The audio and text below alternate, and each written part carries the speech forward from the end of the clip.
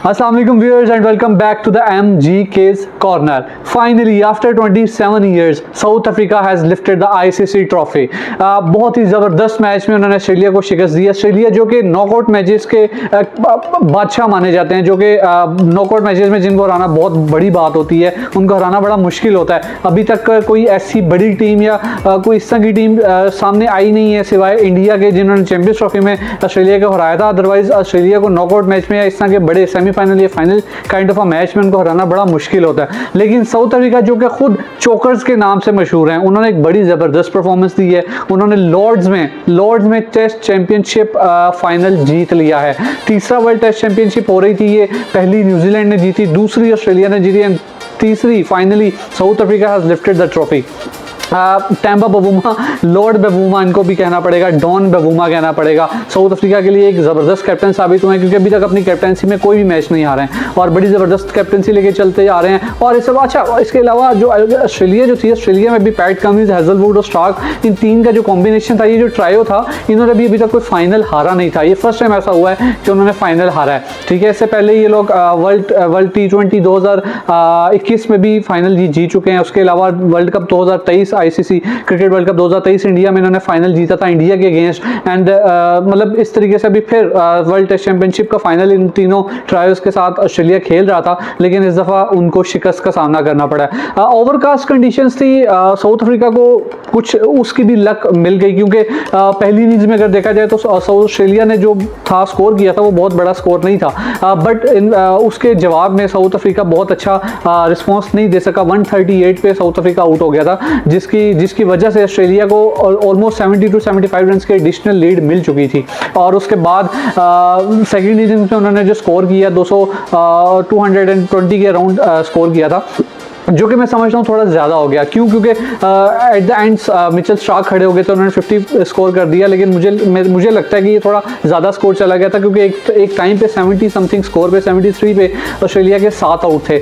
उसके बाद 200 तक रन चले जाना मेरा ख्याल है कि थोड़ा ज़्यादा था, but at the and it doesn't matter, क्योंकि साउथ अफ्रीका ने वो रन चेस कर लिए। बेशक वहाँ 282 का टारगेट था, वो चेस कर लिया उन्होंने और वो फाइनली उन्होंने ट्रॉफी लिफ्ट कर ली। ओवरकास्ट कंडीशंस थी पहली इनिंग्स में जो साउथ अफ्रीका ने बैटिंग की, वो उसमें भी थोड़ी ओवरकास्ट कंडीशन थी, जिसकी वजह से बॉल मूव हो रहा था और बहुत बड़ा स्कोर देखने को नहीं मिला। But luckily for the fourth innings जब साउथ अफ्रीका टारगेट चेस कर रहा था, तो उस वक्त धूप आ गई थी, बैटिंग के लिए पिच आसान हो गई थी, ओवरकास्ट कंडीशंस नहीं रही थी, जिसकी वजह से बड़ा इजीली उन्होंने चेस कर लिया। इजीली क्या, मार्करम ने बड़ी ज़बरदस्त इनिंग्स खेली, सेंचुरी स्कोर की, और टैम्बा बवूमा ने भी एक बड़ी अच्छी इनिंग्स खेल के मार्करम के साथ जो पार्टनरशिप बिल्डअप की थी अराउंड 150 की, वो एक उनके लिए मैच विनिंग साबित हुई है।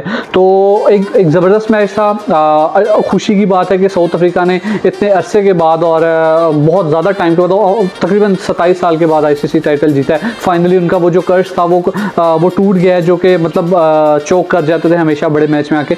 इस दफ़ा वैसा नहीं हुआ है। कि होप्स हो कि अब साउथ अफ्रीका का एक नया स्टेज शुरू हो, साउथ अफ्रीका एक नई टीम बन के सामने आए और अगले ICC टूर्नामेंट्स में भी उनको अच्छा खेलने का मौका मिले, वो अच्छा खेलें और आगे भी ट्रॉफी जीते हैं। हाँ, हम तो चाहेंगे कि पाकिस्तान भी जीते, बट साउथ अफ्रीकन्स भी they deserve because they are a good team.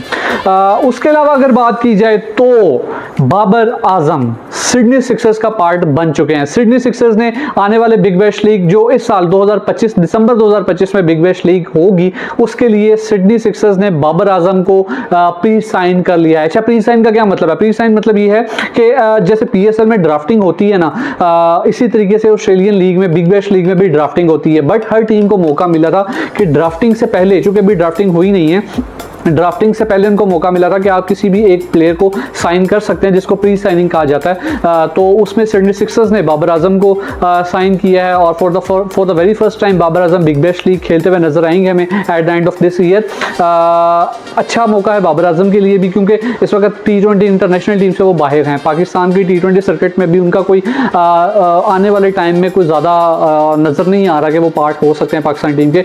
So in that case एक बड़ी लीग में एक बड़ी टीम के साथ उनको खेलने का मौका मिलेगा।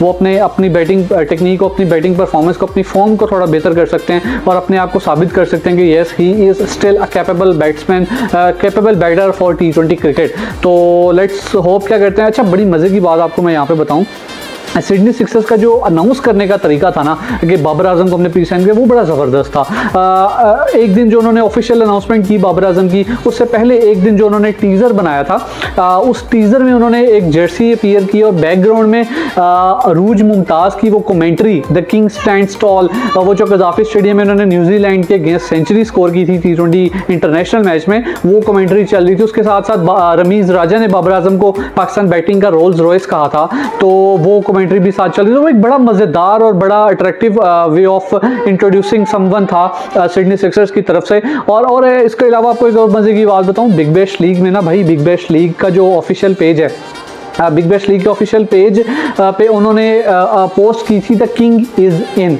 यानी कि वो बाबर आजम को किंग मानते हैं। इसी तरीके से सिडनी सिक्सर्स की अगर बात की जाए तो बाबर आजम को साइन करने से पहले उनके सोशल मीडिया पे ना ऑलमोस्ट 2.5 लाख फॉलोअर्स थे, लेकिन जब उन्होंने बाबर आजम को साइन किया, वो अनाउंसमेंट की, उसके बाद एकदम से वो 2.5 लाख से तकरीबन 3.5 लाख फॉलोअर्स उनके हो चुके हैं। That's what Babar Azam is.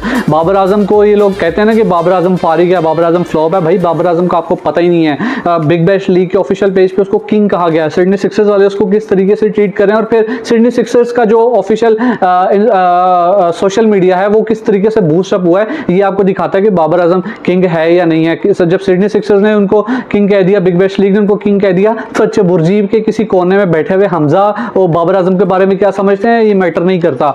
Hamza को वो किंग लगे चाहे लिंग लगे, it doesn't really matter. Babar Azam is a king and this is what the world is telling us about Babar Azam. तो वही बात हो जाती है कि अपने आप को इतना वो नहीं हाइप देते हैं जितने आपको गैर समझते हैं, गैर आपको जितनी हाइप दे देते हैं। तो बिग बैश लीग ने या बिग बैश के जो अकाउंटेंट्स हैं, अकाउंट हैंडलर्स हैं, उन्होंने ये चीज़ साबित की है, और सिडनी सिक्सर्स ने भी ये चीज़ साबित की है कि Babar Azam is a big thing for in Pakistan cricket. तो लेट्स सी, होप्स हो कि वो बिग बैश में जाके भी जितना वो उनका बड़ा नाम है उतनी बड़ी परफॉर्मेंसेज भी देंगे, क्योंकि ओवरऑल अगर देखा जाए तो ऑस्ट्रेलिया में उनका कोई बहुत बुरा रिकॉर्ड नहीं है। T20 सीरीज़ में उन्होंने बड़ा अच्छा खेला है। इवन के मिचेल स्टार्क जैसे बॉलर्स को ऑस्ट्रेलियन कंडीशंस में अच्छा खेलना, उनको बाउंड्रीज लगाना और फुली कॉन्फिडेंट के साथ उनको खेलना, जब वो एक अच्छी फॉर्म में थे तो बड़े अच्छे तरीके से उनको फेस ऑफ करते आ रहे थे। हाँ, कुछ उनकी पुअर फॉर्म भी रही है रिसेंट सीरीज में, जो recent Pakistan tour of Australia था उसमें कोई बहुत ज़बरदस्त परफॉर्मेंस नहीं दी थी बाबर आजम ने, बट होप्स हो कि वो बिग बैश में जाके अपनी फॉर्म को दोबारा बहाल करें और अच्छी परफॉर्मेंसेस के साथ वापस आएँ। तो लेट्स सी, बाबर आजम की भी दुआ करेंगे, आप हमारे लिए भी दुआ कीजिएगा। बाकी नेक्स्ट वीडियो में दोबारा मुलाकात होगी, तब तक के लिए अल्लाह हाफ़िज़।